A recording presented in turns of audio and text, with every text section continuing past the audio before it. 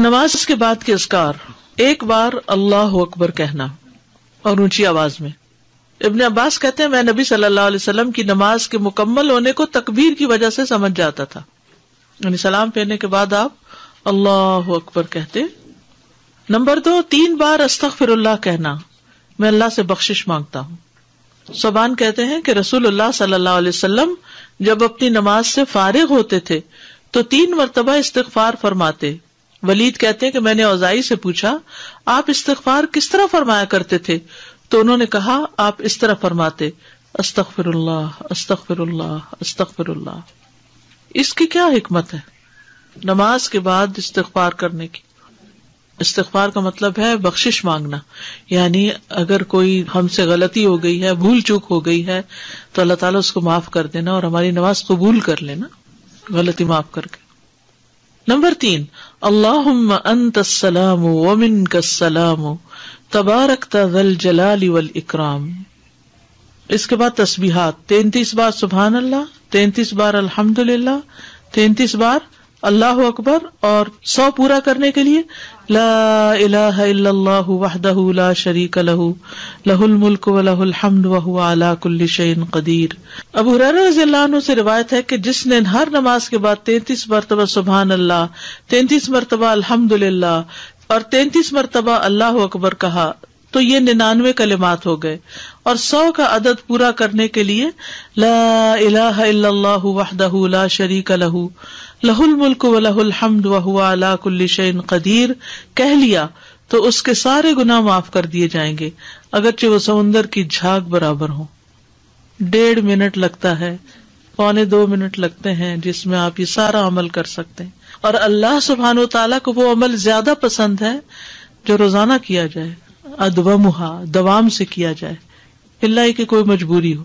اس میں آپ دیکھیے نماز پڑھ لی آپ نے 10 منٹ میں، فرض پڑھ لیے تو یہ 2 منٹ میں کیا مشکل ہے، 2 سے بھی کم منٹ لگتے ہیں۔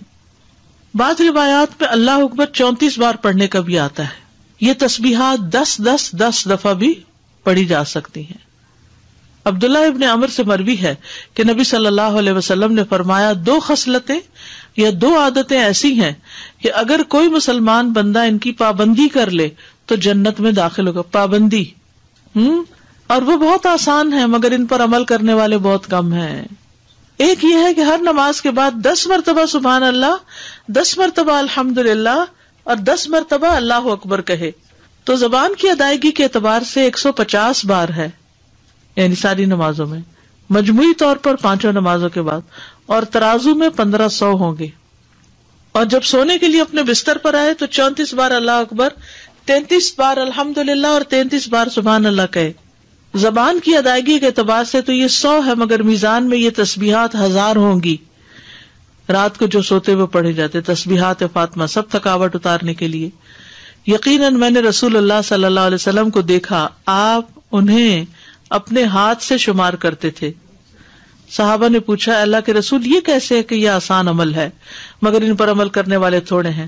آپ نے فرمایا سوتے وقت میں کسی کے پاس شیطان آ جاتا ہے اور پہلے اس سے کہ وہ تسبیح پوری کرے وہ اسے سلا دیتا ہے، اور اسی طرح اس کی نماز میں شیطان آ جاتا ہے اور یہ تسبیحات پڑھنے سے پہلے ہی کوئی کام یاد دلا دیتا ہے۔ 25 بار تسبیحات پڑھنا، یعنی یہ بھی جائز ہے، ٹھیک ہے۔ آیت الکرسی، جنت میں جانے کا راستہ۔ رسول اللہ صلی اللہ علیہ وسلم نے فرمایا جو شخص ہر فرض نماز کے بعد آیت الکرسی پڑھے اس کو موت کے علاوہ کوئی چیز جنت میں جانے سے نہیں روک سکتی۔ سبحان اللہ۔ یعنی نماز پڑھی اور نماز کے بعد آیت الکرسی پڑھ کے آپ دیکھیے کتنی دیر لگتی ہے، شاید ہارڈلی منٹ بھی نہ لگتا ہو، اور یہ سب سے افضل آیت ہے۔ اس کے پڑھنے سے ایک محافظ آ جاتا ہے اور شیطان قریب بھی نہیں پٹکتا، جنات سے بچانے والی آیت ہے یہ۔ وہ آیت جو سورۃ البقرہ میں ہے، اسے کوئی شام کو پڑھے گا تو صبح تک پناہ میں رہے گا، اور جو صبح پڑھے گا شام تک ہم سے پناہ میں رہے گا، یعنی جنات سے۔ معوذات، سورۃ الاخلاص، سورۃ الفلق، سورۃ الناس، یہ بھی ایک بار پڑھنا ہوتی ہے نماز کے اذکار میں۔ عقبہ بن عامر کہتے ہیں کہ رسول اللہ صلی اللہ علیہ وسلم نے مجھے حکم دیا تھا کہ میں ہر نماز کے بعد معوذات پڑھا کروں۔ ربی اعنی علی ذکرک و شکرک و حسن عبادتک۔ معاذ بن جبل کہتے ہیں کہ رسول اللہ صلی اللہ علیہ وسلم نے میرا ہاتھ پکڑا اور فرمایا میں تم سے محبت رکھتا ہوں اے معاذ. میں نے عرض کیا میں بھی آپ سے محبت کرتا ہوں یا رسول اللہ. تو رسول اللہ صلی اللہ علیہ وسلم نے فرمایا تم پابندی سے ہر نماز میں یہ دعا مانگا کرو, رب اعنی علی ذکرک و شکرک و حسن عبادتک. اور آپ نے یہ ان کو وصیت کی تھی کہ کبھی نہ چھوڑنا اس کو. لا الہ الا اللہ وحدہ لا شریک لہ لہ الملک و لہ الحمد وہو علی کل شیء قدیر. 3 بار.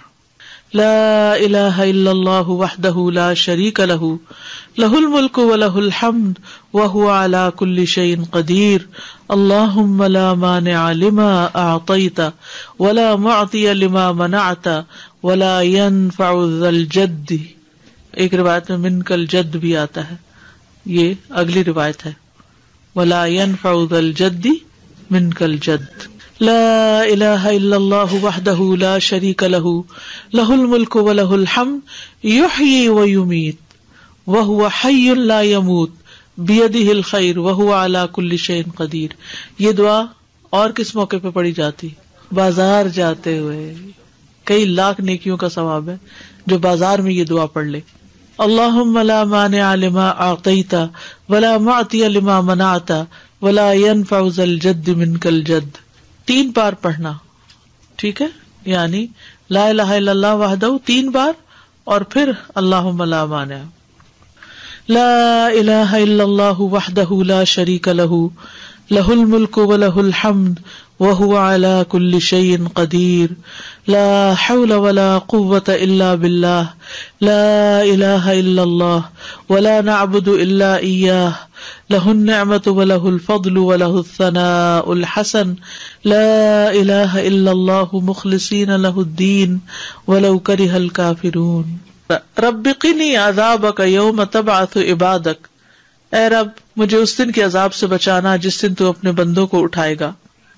پھر ہے اللہم انی اعوذ بک من الکفر والفقر وعذاب القبر. کفر, فقر اور عذاب قبر سے تیری پناہ میں آتا ہوں اے اللہ.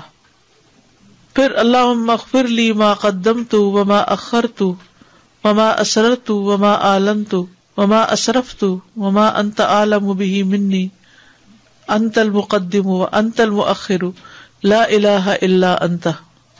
یہ اگلے پچھلے ظاہری باطنی سب گناہوں کی معافی کا اعلان ہے اس میں. سبحانک اللہم وبحمدک استغفرک واتوب الیک. اچھے عمل پہ مہر لگانے والے کلمات ہیں یہ, یعنی جو شخص کسی مجلس میں بیٹھے پھر اس سے کچھ غلط باتیں ہو جائیں تو جب یہ کلمات آخر میں پڑھے گا تو وہ معاف ہو جائیں گے, کفارہ ہو جائے گی اس مجلس کا. رب اغفر لی وتب علی انک انت التواب الغفور. ایک انصاری صحابی کہتے کہ میں نے رسول اللہ صلی اللہ علیہ وسلم کو نماز کے بعد یہ دعا 100 دفعہ پڑھتے ہوئے سنا. رب اغفر لی وتب علی انک انت التواب الغفور. پھر اللہم انی اعوذ بک من الجبن واعوذ بک ان ارد الی ارذل الامور واعوذ بک من فتنۃ الدنیا واعوذ بک من عذاب القبر. پھر ہے اللہم اغفر لی وارحمنی واہدنی وارزقنی. فجر کی فرض رکعات کے بعد کے اذکار, سبحان اللہ 100 بار, لا الہ الا اللہ 100 بار, ٹھیک ہے. 100 دفعہ والے 2 اذکار. ابو ہریرہ کہتے ہیں کہ رسول اللہ صلی اللہ علیہ وسلم نے فرمایا جو صبح کی نماز کے بعد 100 دفعہ سبحان اللہ اور 100 دفعہ لا الہ الا اللہ پڑھے اس کے گناہ معاف ہو جائیں گے اگرچہ وہ سمندر کی جھاگ کے برابر ہوں. سلام کے بعد تشہد کی حالت میں کسی سے بات کیے بغیر ذکر کرنا, کسی سے بات کیے بغیر ذکر کرنا.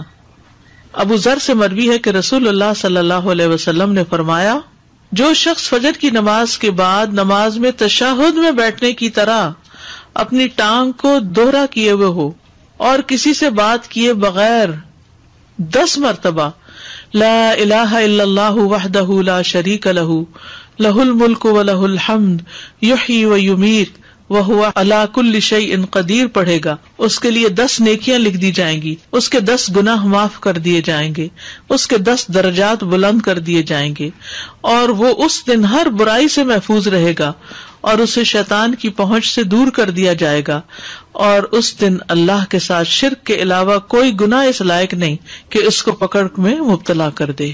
لا علمی جو ہے، نا علم ہونا جو ہے کتنا نقصان دہ، کتنی دیر لگے گی اس طرح 10 دفعہ پڑھنے میں، لیکن شرط یہ ہے کہ نہ وضو ٹوٹا ہو، نہ آپ اٹھے ہو، نہ بات کی ہو، جدھر بیٹھے ہیں ادھر ہی ٹانگ موڑے ہوئے ہی، یعنی کسی گناہ پہ پکڑ نہیں ہوگی، شرک کیا تو پکڑ ہوگی، یہ مطلب ہے۔ مغرب کی نماز کے بعد کا ذکر، سنن ترمذی کی روایت میں آتا ہے، جو شخص لا الہ الا اللہ وحدہ لا شریک لہ لہ الملک ولہ الحمد یحیی ویمیت وہو علی کل شیء قدیر مغرب کے بعد 10 بار پڑھے گا، اللہ اس کی حفاظت کے لیے اسلحہ بردار فرشتے بھیجے گا جو اس کی صبح تک شیطان سے حفاظت کریں گے، صبح تک شیطان سے حفاظت۔ تو آپ سوچئے کہ کتنا بڑا اجر و ثواب اور کتنی بڑی پروٹیکشن ہے، کیونکہ بعض اوقات سارا وقت موڑنا مشکل ہوتا ہے۔